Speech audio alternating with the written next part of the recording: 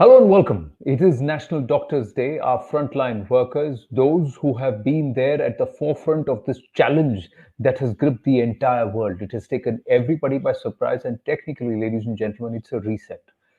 In 100 years, we've not faced a pandemic like this. We've not faced a virus like this, which continues to change form, shape, and also in the way it manifests itself in people. And for people who have set aside their loved ones and then stayed true to the Hippocratic Oath and come forth and helped people out, saved lives, and fought in such adversity, it is a day to salute them. It is the National Doctors Day. And today, over the course of the next half an hour, we will talk to 4 or 5 people who, in their own way, have helped, who, in their own way, have worked with doctors, are doctors, and have also gone ahead and helped people at large. As part of the Sanjeevani campaign, this is a special effort to salute our doctors. Let's go straight across without much further ado to our guest in this very special effort. I've got Mr. Rajanarayanan, who's the zonal head of Bangalore of Federal Bank, and he's COVID recovered himself. Not an extreme case, but he has also seen those.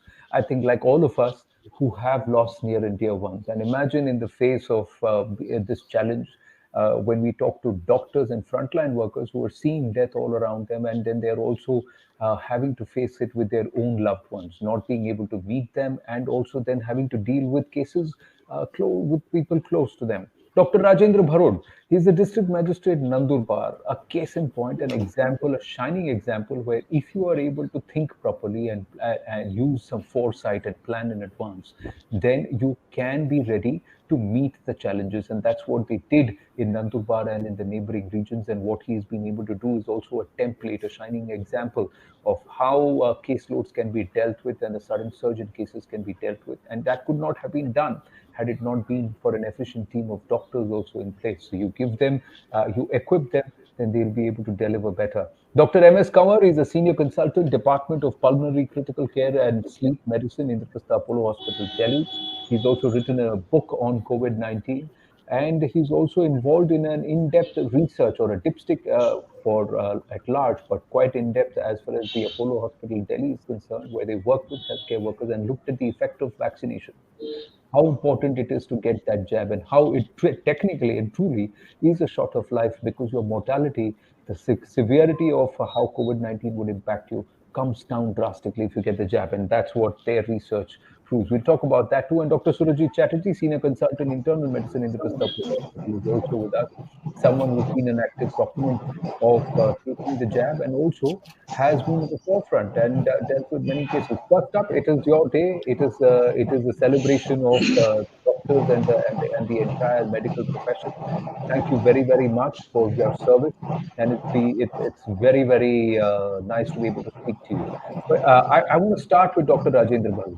Dr. Rajendra Bharud, an area like Nandurbar, can you tell our viewers what you were able to do and how you, along with the medical team at your disposal, were able to counter the spread of COVID-19?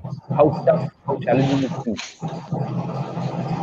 Well, Nandurbar district has population of more than 2 millions, and many districts, many blocks having very less infrastructure in the initial setup. So we were facing the crisis problems. Only 2 MD medicine doctor in the government setup. It's a hilly terrain area, difficult in terms of communication.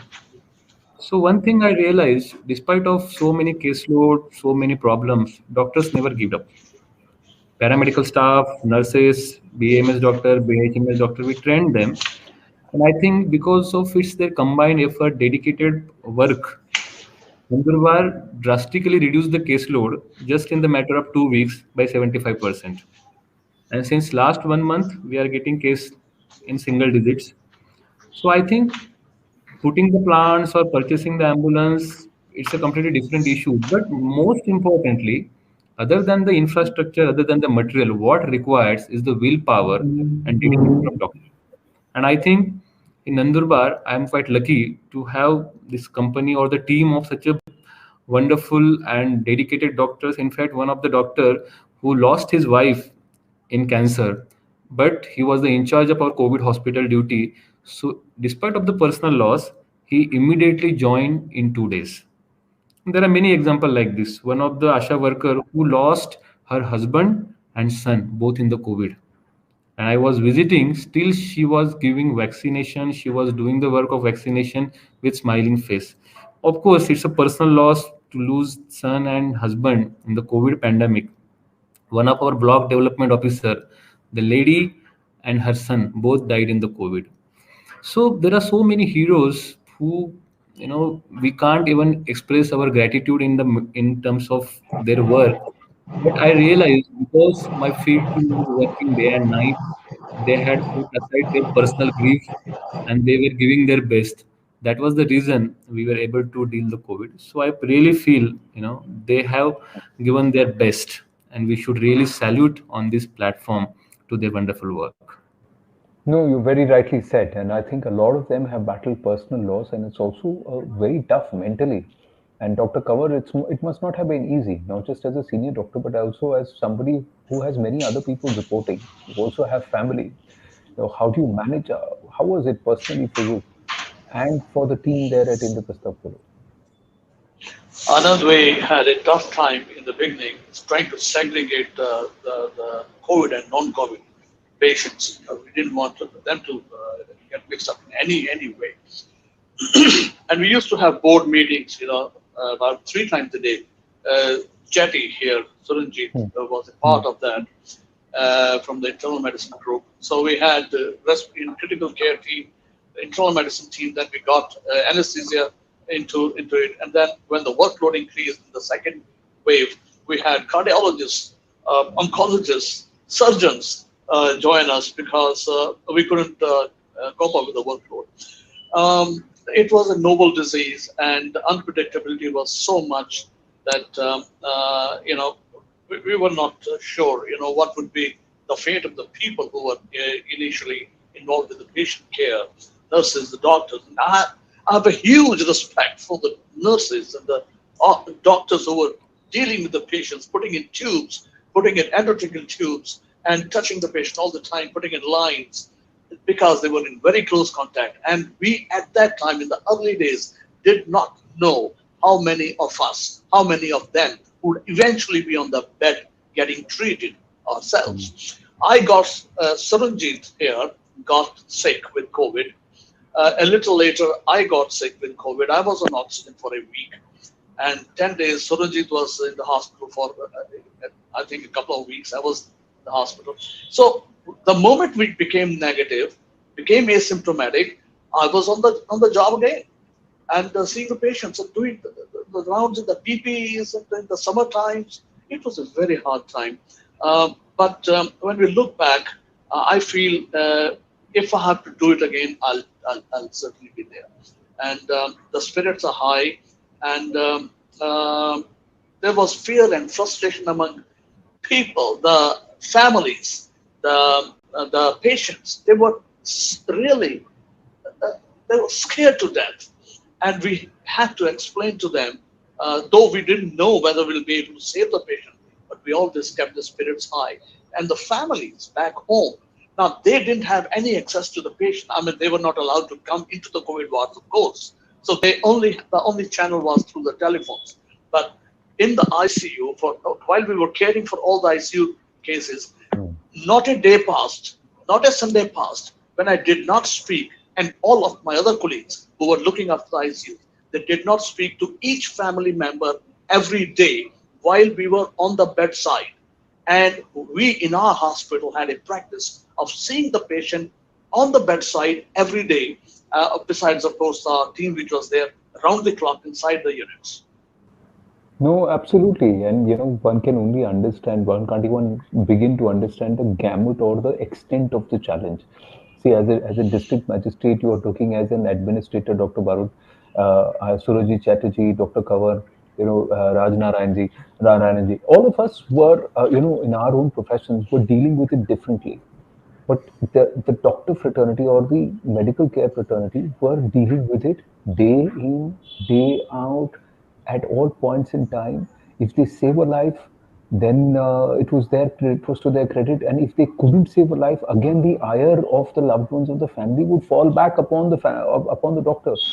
They're also human beings. Dr. Chatterjee, did you have trouble dealing with it?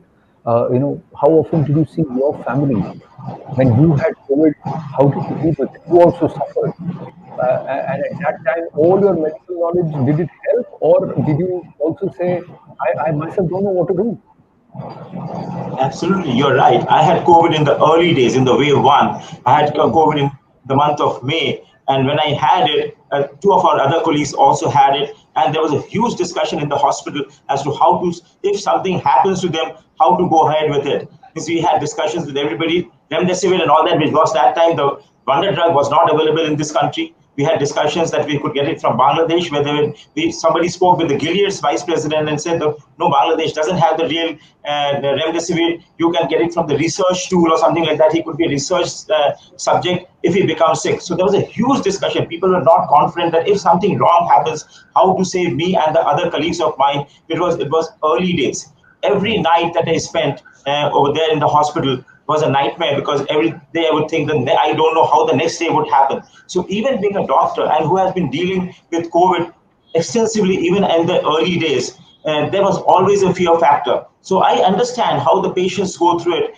And it is almost like a punishment to be in a ward without any other relatives of yours visiting you, or even you don't see familiar faces. Even the nurses are always all wearing PPs. The colleagues of yours who are coming to examine you all wear PPs. You can't see their faces. So it is actually quite a nightmarish experience when you're there alone in the ward dealing with a disease, the outcome of which you don't know. And as a doctor, you know that there are no definite treatment modalities. Even at that time, the role of steroids and all these drugs was not really known. So it was like an open thing, like, oh, if something happens, what will do? If something happens, what will do? So it was an everyday feature. So now I realize what patients go through when they're alone in the COVID wards. And so many times we had to spend hours together just counseling them. A few would really break down. They would think that they would not be able to see their relatives again, and they would die in the war. And they would obviously read from the newspapers and all these things, that and on the media, that even if they die, even the cremation is an issue. So they would discuss all these things. Quite a few people would start thinking negatively, and it was a Yeah. huge task really for all of us to counsel them, to counsel the family members. And we have gone all through it. And then came the second wave. The second wave was devastating. That was really devastating. We never expected that we had to see such days when the patients who were requiring high flow oxygen, not being able to breathe, lying on their chest and just talking to ourselves. The ICU beds was scarcity. Luckily, we didn't have an oxygen scarcity in our hospital, but beds were always an issue. Treating all these sick patients, counseling them, and the family members said, we have sent them to the top hospital of the country. Why are you not shifting them to the ICU? We have to tell them that we have more sick patients than him who have to be treated in the ICU. Unfortunately, we don't have beds. So every night, my junior colleagues and everybody would go around the ward, seeing that how the oxygen requirement is.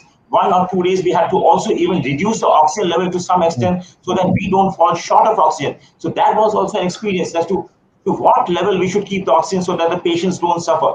So we went through all these things, and I hope that we don't have to face the problems that we faced during the second wave. It's really an experience for all of us, the entire doctors fraternity, I must say. True, absolutely. It's like, one of my doctor friends said, imagine, you are in a dark room and you don't know where you're going to be attacked and how many are going to attack you. And all you have is a stethoscope to defend yourself. So that's what we feel sometimes. That's how, tough this whole challenge is, because you just don't know anything. You just don't know anything. And each individual, the virus actually behaves very, very differently. Rajanarayanji, your own experience, as an employee of Federal Bank and someone with Federal Bank, I believe even you had COVID. My family had COVID sometime soon after Diwali last time, and we we thankfully did not have severe symptoms. But I had a very very sane doctor who had actually suffered 25 days, 30 days himself. But he told me that he says, Anand, if you're physically all right, if you're fit, and if you have this, you manage this. You've been able to catch it early, so you manage it like this. And if there is any deterioration, you let me know. Otherwise, treat it like any flu. In your head, you have to treat it like any flu. He says most of the issues are when you get into a psychosomatic round, and then you get into a mental spiral of negativity. A lot of the other things then start to catch up on you. You do the right thing, keep yourself active, and just take, don't do something too much. Just follow this basic medicine course. And touch wood, by in about 5 days, me and my wife, we were all right. Our kids recovered in one day. That's a different story. But what is your story? And did you reach out to doctors? How did doctors help you out? What has been your experience? You're on mute, I think.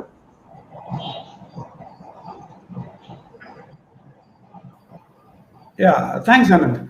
Actually, COVID was a little mild on me, thankfully. So that was in the first wave. Around about September, I and my wife got infected, and we had a consultation with a doctor at St. Martha's Hospital here at Bangalore. So when I spoke to her, the doctor was extremely kind enough to spend a lot of time with me, asking me about different, even the food habits that I was having during COVID. So she just told me, it looks like it is going to be mild for you. Don't worry about it. Don't have negative thoughts. Be positive always, and ensure that you're high on calcium and zinc. And that is all she said. And she said, please check your oxygen saturation continuously every day. Please keep a table and mark it down on it. And if it is coming any time below 94, or if your temperature is above normal, more than 100, give me a call. Or if it is crossing 102, or if it is below 92, I want you to come to the hospital. Thankfully, both of us, my wife and I, did not have to go to the hospital at all. So it was pretty mild on us. But what I would like to narrate here is an experience that I had with one of my colleagues in the bank. So at Federal Bank, we had this COVID crisis management team, of which I was also a member. This was primarily to help our colleagues or our team members who were infected by COVID, whatever best ways we could. So one of our colleagues was infected with COVID, and he was admitted to a hospital, and he was in the ICU for a week's time. And his wife was staying away from him, and she wanted to have access to him, which of course she did not get. So she was continuously in touch with me and asking me about his improvement, what his condition is, and all that.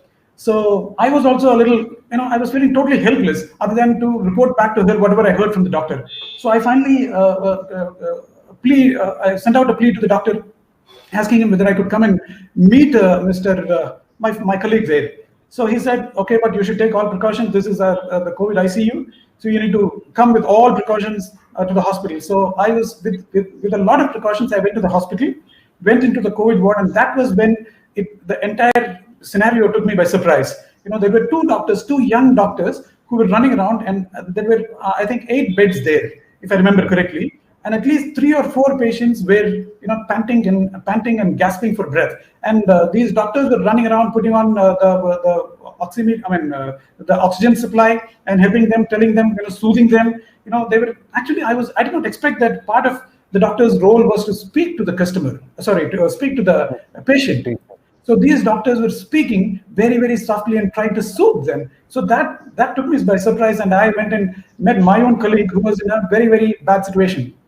So I spoke to him for a few minutes. I was not allowed to be there for more than 5 minutes. And I spent those 5 minutes with him, and it was, later on my colleague passed away. But it was those five minutes was, I think, could give him a lot of solace. And after I came back, I spoke to his wife and passed on his words to her.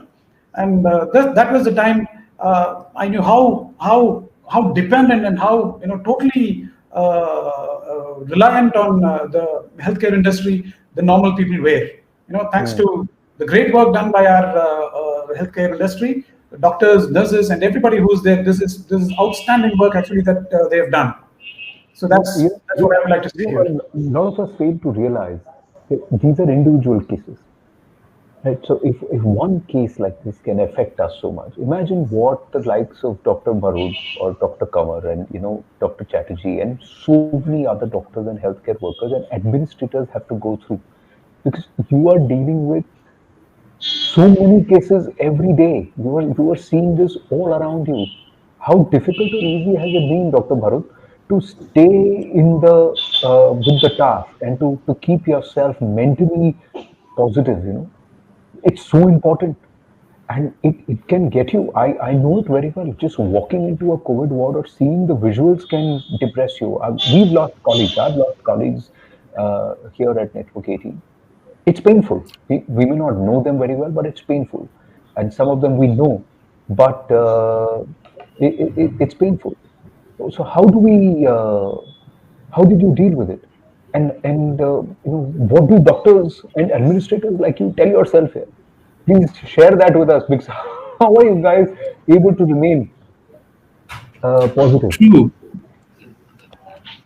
Currently in Nandurbar, as you said rightly, one thing I want to highlight here, because it's a tribal dominated district in Nandurbar. Around 75% population is tribal. And when somebody who is a poor person, he can't afford private hospital treatment. Let's say, the private bills were in the lakhs. So somebody who is just a daily wage worker, he can't go to the private hospital. As I said in the last time, we started with the 20-bedded government hospital because government beds are already occupied for other treatment also. Slowly, we have to increase the oxygen ICU bed to more than 700. But sometimes, at one point, all the beds are occupied, and we can't deny the patient. Yeah, you came here, beds are occupied. So I said, okay, no issue. Keep him on the floor, put the patient, put jumbo cylinder aside, but we can't deny anybody. That was the situation. And it was really horrible. I went to that hospital. I saw entire hall, outside doors. People were there. Relative was aside, you know, putting the cylinder. My health people were working on that. But again, that was the situation. That was the demand, because we can't create beds in unlimited numbers. We can't just put on oxygen line unlimitedly, because unless and until there is a match of demand and gap, we can't give bed to everybody. But fortunately, that thing lasted only for 3-4 days. Immediately, caseload was reduced, and by the grace, everyone later on getting the beds. There was no complaint about the beds. But I think mostly in the metropolitan cities, that was the issue, specifically for those who are very poor and those who can't afford money. So I think being a government bureaucrat, I really feel there are certain times which is thankless time, where we just have to, give thanks to our doctors and nurses. They work day and night there, and because of that, thousands of lives were saved, at least in my district. No, true. And especially in the second wave, you saw a lot of people panicking. And they were coming and occupying beds in hospitals. And how do you deal with it, Dr. Kanwar? How do you deal with patients? Because everybody sees it from their point of view. Nobody sees it from a larger point of view at that point in time. Nobody says that the other person needs it more. There are very few people who do it. I remember the story of an 84-year-old from Nagpur who actually said that, no, give my bed to a 40-year-old father of two, because I have lived my life, and he has still got a huge 4 decades at least ahead of him, and his family is dependent on him. Give that bed. बहुत कम लोग ऐसा करते हैं. And then it can get to you. How did you guys deal with it? Very interesting question, because this was a real problem. There was a stage in the second epidemic.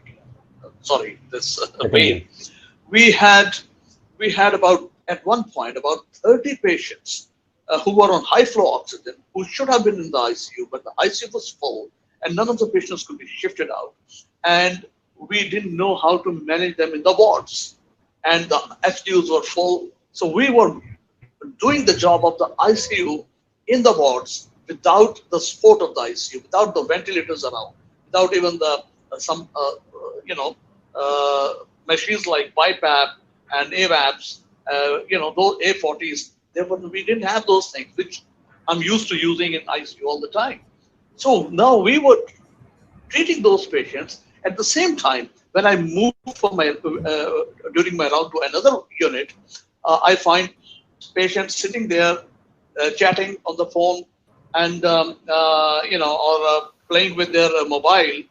They were there in the hospital just because they wanted to escape from the family, so that they don't infect the family members. They were just occupying the bed in the hospital.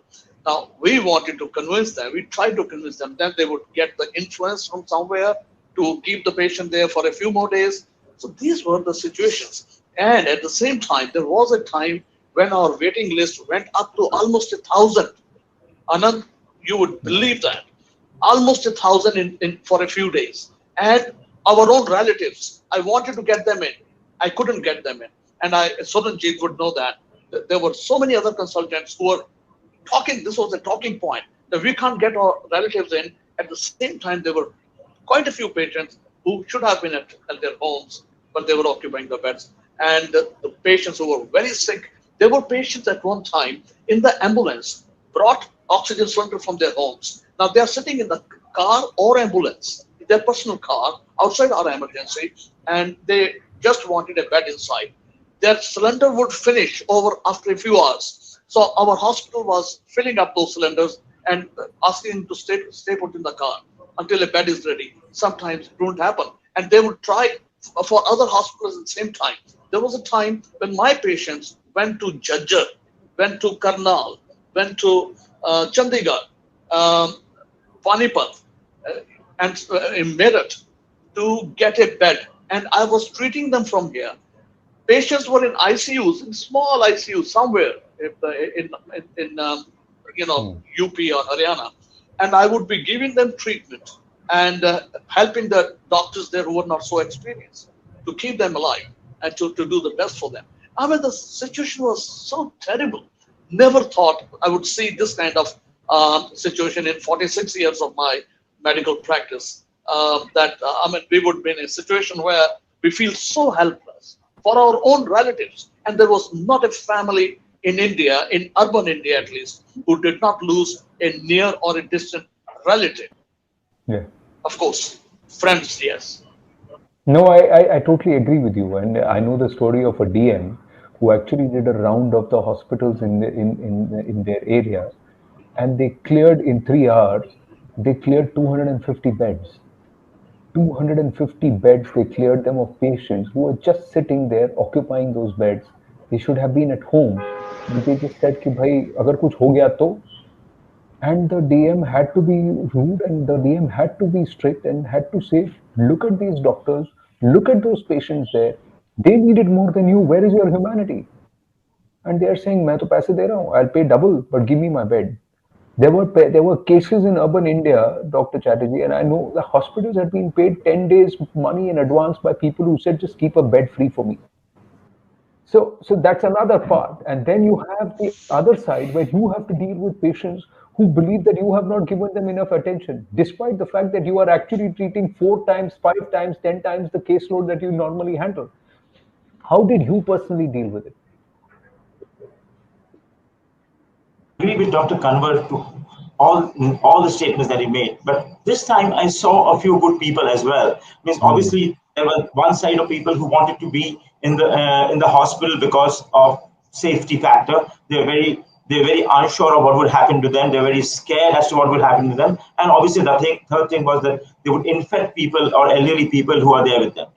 But then people that I saw a few rich of this city being admitted to the hospital and who told us that keep us in a room, keep us in a shared room so that more number of beds, more number of patients can be brought in. So this was a good gesture from their side. So we have both the sides of the coin. One who wanted to have all the luxuries of the hospital and who wanted to stay in the, but I would also say that quite a few of them were actually scared to stay at home, that they would lose their life. They would, all young people, and this time in the second wave especially, we saw so many young people having COVID.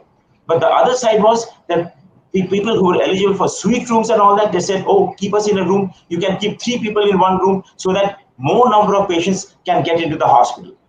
The other thing which really distressed us when all the patients who we have been treating for the last 15 years, 20 years, giving us a ring and telling us that, sir, this patient of yours is having an oxygen level of 60%, is staying at home.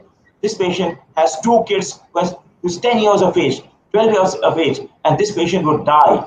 So that made us really distressed, because that's what Dr. Kanwar was telling us, that we couldn't help patients to get a bed, even deserving patients to get a bed in the hospital. And that was really distressing.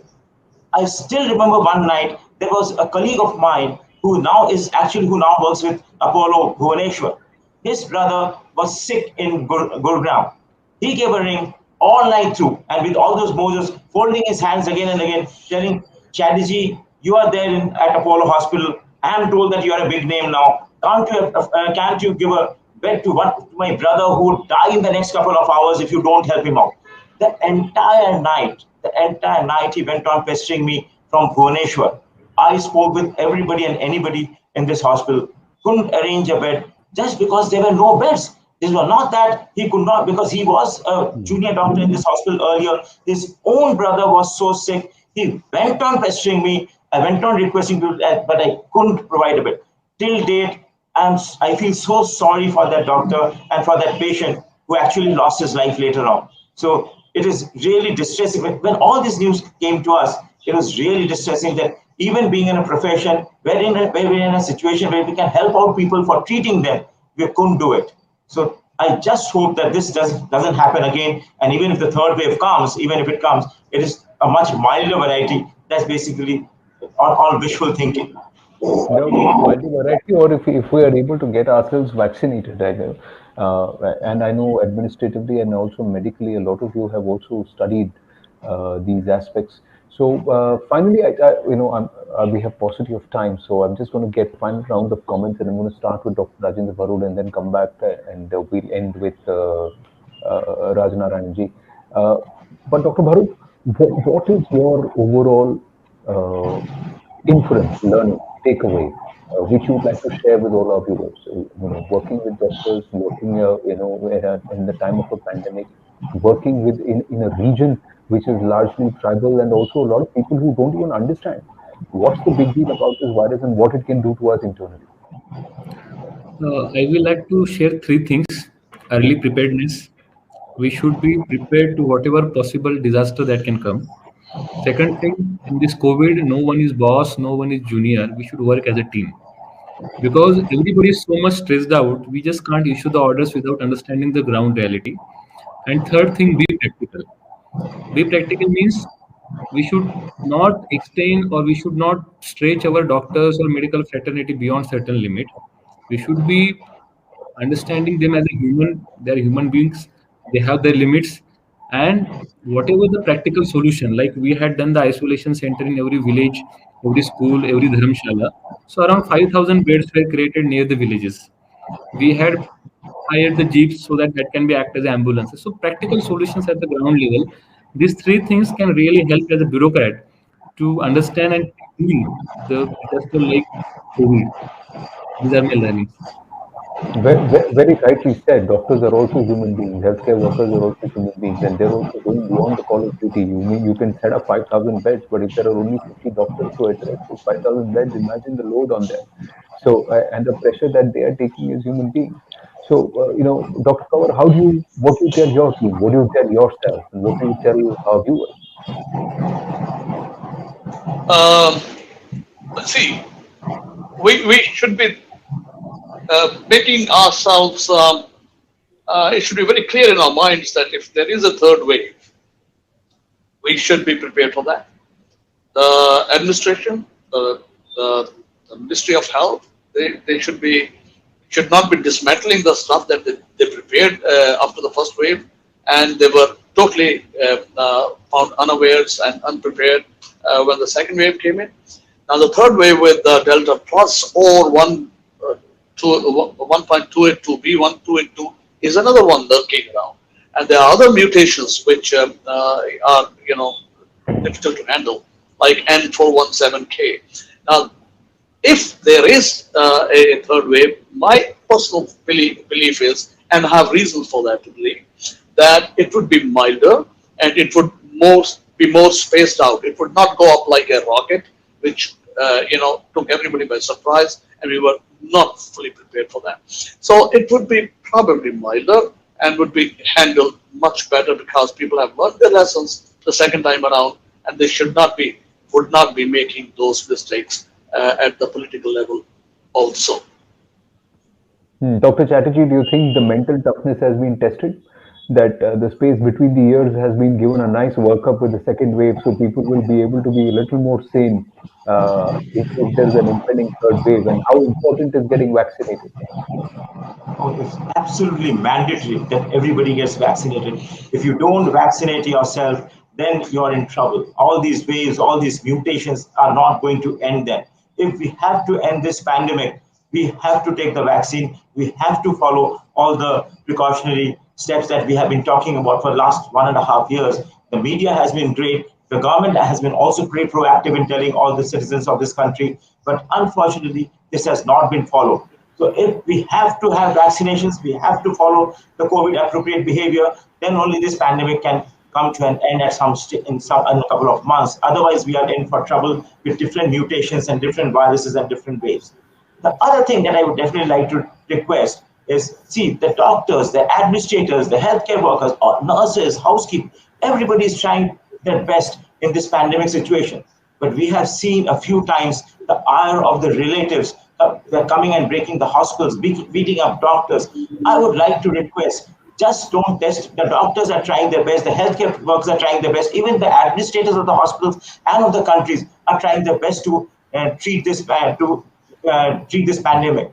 So please don't end up bashing up breaking the hospital, bashing up doctors, because that really distresses us. That after working so much, after not seeing our families for days together, working 16 to 18 hours a day, and at the end, if somebody comes and blames you, then that is very distressing for all of us.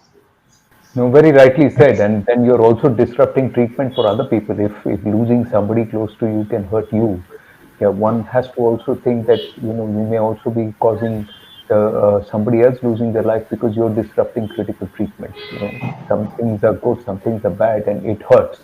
But the fact is that you have to look at the larger picture, and the larger picture is that there are only so many doctors, and there are only so many beds, and there are only so many healthcare workers, and the system is supposed to cater to only say 1% of the entire population caseload in the entire district on a given time. Suddenly, if it jumps to 10 to 15% or 20%, it's going to stress everybody out.